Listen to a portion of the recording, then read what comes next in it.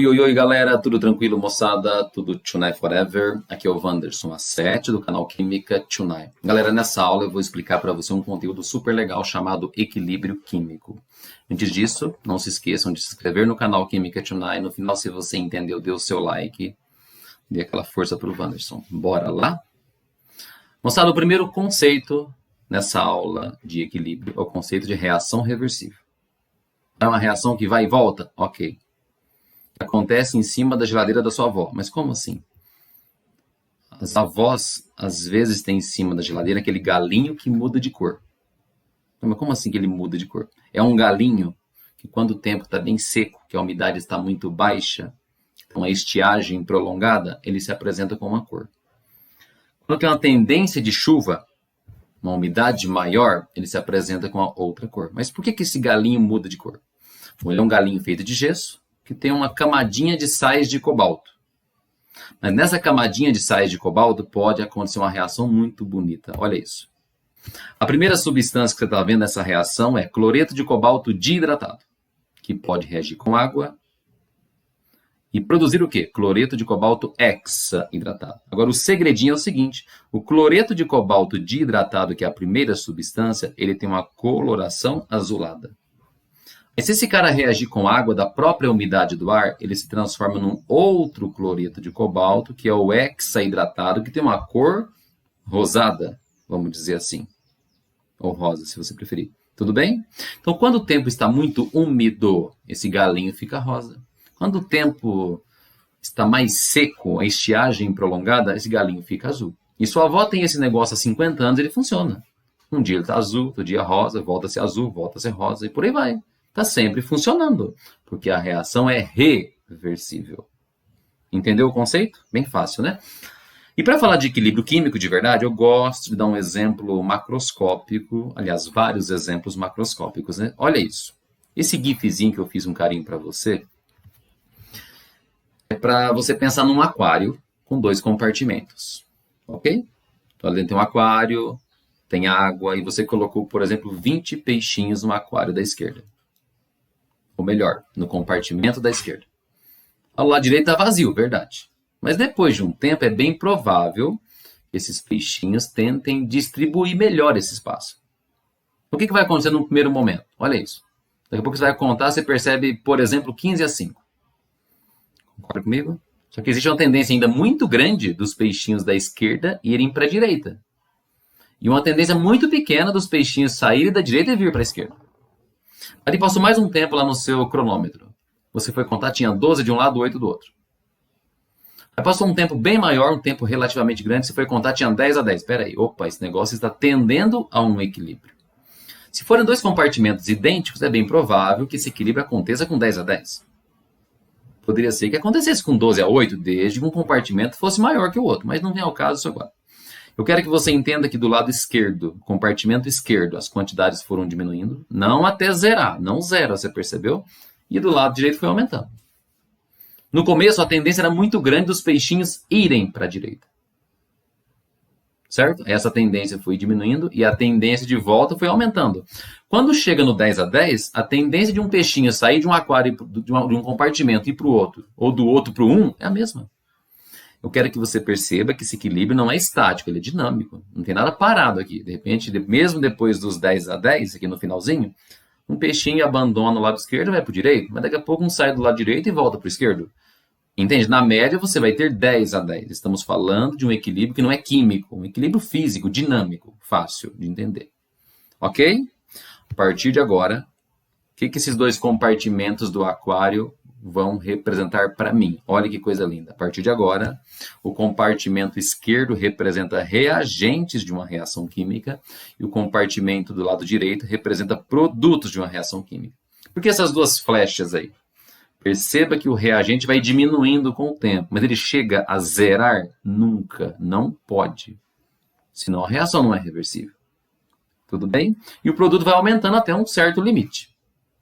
No exemplo bobinho dos peixinhos, em um compartimento foi caindo de 20, 15, 12, 10. Do outro lado, 0, 5, 8, 10. Percebeu essa ideia? De um lado foi diminuindo, do outro foi aumentando até se equilibrar. Nenhum dos dois lados ficou com 0. Pronto. Beleza. Vamos para frente? Agora vamos colocar termos químicos no negócio aqui. Olha isso. O que é esse RP? Isso já sei. O reagente se converte em produto. Por que duas setas? Porque depois que equilibrou, o reagente se transforma em produto e o produto também se transforma em reagente. Beleza? Existe uma velocidade da reação direta e uma velocidade da reação inversa. Olha que coisa linda. Mas antes disso, pensa nessa figura. O que você está vendo? Eu estou vendo uma garota caminhando na esteira. Para que a garota e a esteira estejam em perfeita sintonia, num equilíbrio legal, você concorda que enquanto a garota anda para frente, a esteira anda para trás. Só que se uma das velocidades for maior do que a outra, a garota cai. Você concorda comigo? Para não cair, o que tem que acontecer? A velocidade com que ela anda para frente é a mesma com que a esteira anda para trás. Em outras palavras, a velocidade da reação direta tem que ser igual à velocidade da reação inversa. Ficou claro isso? Essa é a primeira condição para existir um equilíbrio. É a primeira. As velocidades de ida e volta têm que ser iguais. No exemplo dos peixinhos. Aquele aquário, a última situação do aquário. Tinha 10-10. Estado equilibrado. Ou seja, a tendência dos peixinhos a abandonarem o lado esquerdo e ir para a direita é a mesma deles sair do lado direito e voltar para a esquerda. Quando as velocidades se igualam, atingiu-se o equilíbrio. Só que num equilíbrio químico necessitam de duas condições. Quais são elas, Wanderson? Olha lá, primeira, a velocidade da reação direta tem que ser igual à velocidade da reação inversa. Isso já sei. Dá para comparar com a garota na esteira. Mas tem mais um negócio que aconteceu lá nos peixinhos. Você percebeu que, depois de um tempo grande, as quantidades dos dois lados pararam de mudar? Ou seja, numa reação química, as concentrações têm que parar de mudar. Tem que se tornar constantes. Ficou claro? Então, existem duas condições para o equilíbrio. Primeira, velocidade da reação direta tem que ser igual à velocidade da reação inversa. Segunda, tem que parar de mudar. Tem que se tornar constantes. Ficou claro? Tudo bem? Bora lá? Dá para você entender essas condições através de um gráfico. Olha isso. Primeiro gráfico, ele mede a rapidez ou velocidade em função do tempo. Você está vendo duas curvinhas aí, uma azul e uma vermelha, ou rosa, que seja. A curvinha azul decrescente representa a velocidade da reação direta. A velocidade direta ela é bem grande no início, ela vai caindo, mas não cai para zero. Ela cai até um valor. Enquanto isso, a velocidade da reação inversa começa do zero e vai crescendo. Vai ter uma hora que as duas se encontram. Quando essas duas velocidades se encontram, você acabou de fazer o quê? Atingir o equilíbrio químico. Entendeu o que eu disse? Olha a primeira condição sendo obedecida. A velocidade da reação direta é igual à velocidade da reação inversa. O segundo gráfico, mostrando, já é uma outra coisa, é um outro estilo de gráfico. Perceba, você está monitorando agora a concentração em função do tempo. Não pode confundir esses dois gráficos. E aí? Aqui tem um exemplo de O2 gasoso e O2 aquoso. Isso não te interessa agora. Fiquem tranquilos quanto a isso. Finge que é uma curva para o reagente e uma curva para o produto. Ou para deixar mais bonito, concentração do reagente e a outra curva é para a concentração do produto. Você percebeu que depois de um tempo, essas curvas se tornaram semi-retas paralelas. Elas não se encontraram necessariamente. Não tem a necessidade de uma ficar sobre a outra, mas tem a necessidade de se tornarem semi-retas paralelas. Você percebe que desse pontinho aqui, desse ponto em diante, né, daqui para a direita, aquelas duas curvas, azul e rosa, se tornaram semi-retas paralelas. O que quer dizer isso? Que a partir desse pontinho que o Wanderson assinalou, as concentrações passaram a não mudar mais, passaram a ficar constantes. Tudo bem? Você consegue entender o que nisso? A segunda condição do equilíbrio. Qual que é a segunda condição? Concentração tem que ser constante. Então, o equilíbrio só existe depois desse pontinho vermelho aqui, que eu pintei de preto agora, e depois desses pontinhos aqui. Tem que obedecer essas condições. As velocidades têm que se igualar necessariamente e as concentrações têm que parar de mudar. Ponto final. É isso. Wander, se você usasse um catalisador, ele não mudaria em nada essa situação, apenas faria o equilíbrio ser atingido num tempo menor. Se demorou meia hora, demoraria 15 minutos, 10, sei lá, alguma coisa assim. Só isso que ele faz. Bora lá? Entendeu a ideia original, inicial de equilíbrio? Olha isso, constantes de equilíbrio. Bom, o que é isso? É um número. Então, o que esse número indica para mim? Esse número indica para mim se numa reação química você tem mais reagente do que produto, ou mais produto que reagente. De uma maneira mais simples, indica se tem mais peixinhos no compartimento da direita ou no da esquerda, ou estão na mesma quantidade. A constante de equilíbrio é um número. Então, como é que calcula esse número? Vamos ver agora. Olha isso. O que é o RP? Reagente se transforma em produto, reversivelmente. Beleza. A primeira constante que você aprende chama-se constante de equilíbrio em função da concentração. Ela é representada por Kc. O que é o Kc? Constante de equilíbrio em termos de concentração. Ok? E como é que se calcula isso? Bom, é só lembrar de onde eu moro. Eu moro no Paraná. Então, a sigla do Paraná é PR. É só você dividir concentração dos seus produtos pela concentração dos seus reagentes. Wander, se tivesse um 2 aqui na frente e um 3 aqui na frente, o que eu faria? Bom, o produto você levaria ao cubo, o reagente você levaria ao quadrado. E por aí vai. Mas isso eu vou tirar daqui, né? Não vou rabiscar muito ainda, não. Beleza? Como é que calcula o Kc? É só lembrar do estado que eu moro. Eu moro no Paraná. É só dividir o que? Produto por reagente. Concentração do produto pela concentração do reagente. Beleza? Bom, se esse Kc for um valor muito maior do que 1, quando é, em matemática, que uma divisão dá muito maior do que 1? Quando o número de cima é maior que o de baixo. Quando tem muito produto, pouco reagente. Quando é que o Kc vai dar um valor muito pequenininho, muito menor que 1? Quando uma divisão da pequenininha é muito menor que 1? Quando o número de cima for pequeno, o de baixo for grande. Em outras palavras, na aula de equilíbrio, quando tiver muito mais reagente do que produto.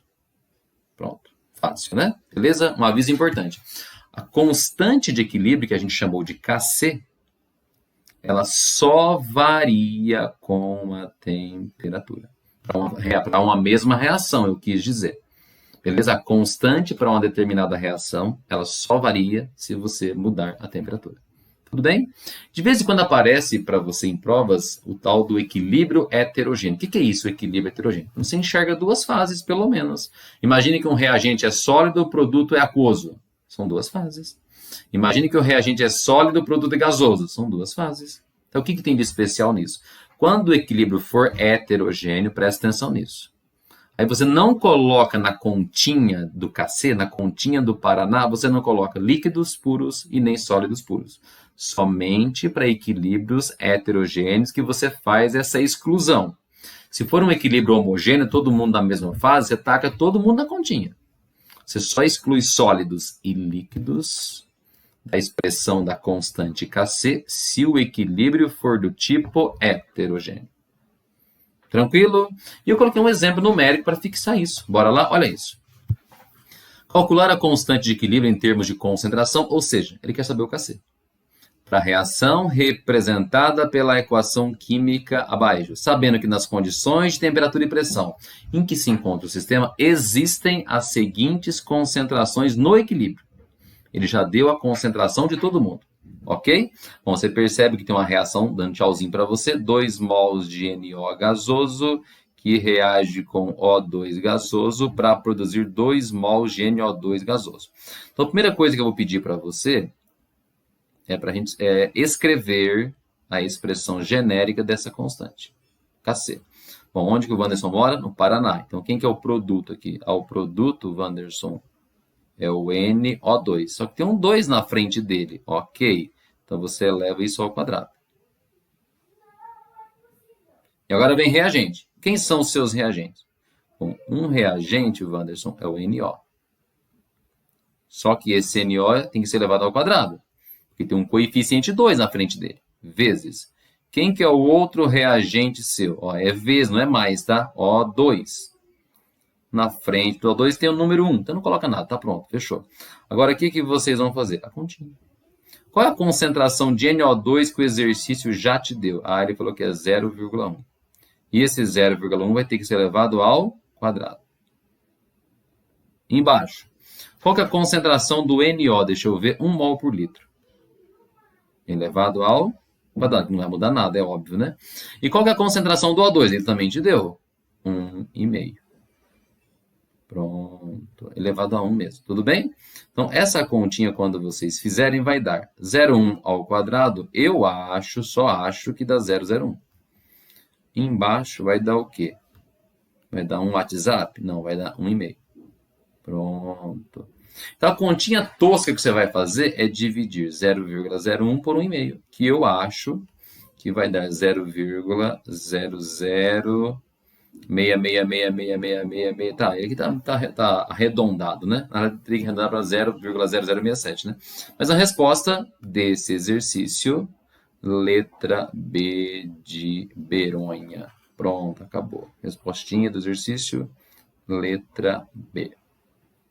Ok? Entendeu como é que eu fiz isso? Também, eu só fiz simplesmente uma aplicação da regrinha do KC. Ponto final. Beleza? Deu uma constante bem pequena. Bem menor que 1. O que isso me lembra? Que tem muito mais reagente do que produto. Bora lá. Existe uma outra forma de constante de equilíbrio. Você viu KC. Tem uma outra agora que ela é chamada de KP. O que é KP? É uma constante em função da pressão. Bom, o que você está vendo por enquanto na sua tela? Reagente se convertendo em produto. Super normal.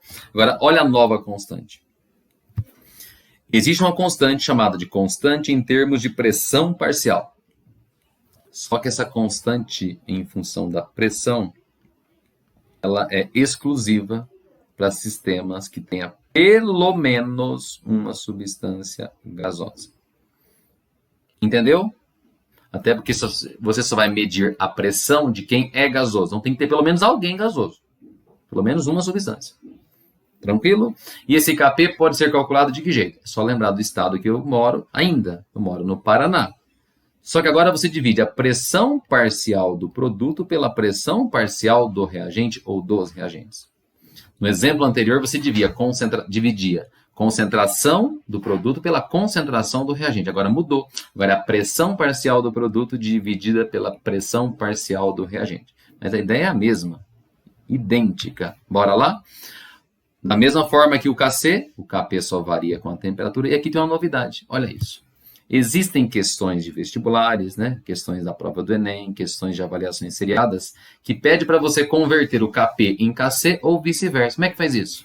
Bom, para converter KC em KP, basta você usar essa formulinha. O que é o KP? A constante em função da pressão. O que é o KC? A constante em função da concentração. O que é o R? A constante dos gases que qualquer exercício vai te dar.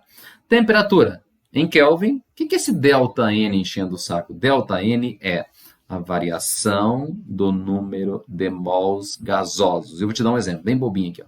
Uma reação muito comum é essa aqui. 1 mol de N2 gasoso reagindo com 3 mols de H2 gasoso, produzindo reversivelmente 2 mols daquela substância do Museu do Louvre, que é a amônia lisa, né? Ó. Finge que todo mundo é gasoso. Beleza, Wanda, já fingi que todo mundo é gasoso. Qual seria o ΔN nesse exemplo? Bom, ΔN é a variação do número de mols gasosos. Quantos mols de gases tem do lado direito? Tem 2. Quantos mols de gases tem do lado esquerdo? Tem 4. 2 menos 4, eu acho que dá menos 2 isso. Então, nesse exemplo que eu inventei aqui, o ΔN valeria menos 2. O que é ΔN? Variação do número de mols gasosos. No exemplo que eu inventei, só para ilustrar, esse ΔN valeria menos 2. Só uma observação rapidinha. Aula de matemática básica é isso. Tem como o KP ser igualzinho ao KC? Lógico que tem. Basta que o ΔN seja zero. Pensa comigo. Se o ΔN for zero, RT elevado a zero dá 1. O que sobra para você? Simplesmente KP igual a KC. Ponto final. Ok? Tonight, everybody. Beleza?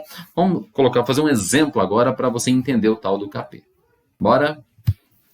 Considera um reservatório mantido a temperatura constante, tem-se estabelecido o equilíbrio químico. Tá, a equação está prontinha, todo mundo gasoso. Opa, legal isso. sendo que as pressões parciais no equilíbrio são, ele te deu a pressão de cada um dos componentes, do PCl5 015, do PCl3 030 e do PCl2, desculpa, falei bobeira aqui, do Cl2 010. Pronto. A pergunta, assinale a alternativa correta para o valor de Kp.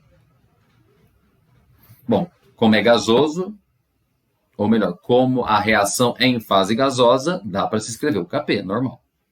Nesse caso, os três são gasosos, então todo mundo vai entrar na continha. E se o primeiro fosse sólido, ele não entraria, é óbvio, né? Então, vamos fazer o seguinte, vamos calcular nessa brincadeira o Kp. Primeira coisa que eu vou fazer é escrever a expressão genérica, tá? Para vocês acostumarem. Então, você começa assim, pressão parcial do seu produto. Quem que é o seu produto? Um deles é o PCl3, vezes a pressão parcial do outro produto, que é o Cl2. Agora sim, você vai fazer o que com isso? Vou dividir pela pressão parcial do reagente. Quem que é o seu reagente? O PCl5.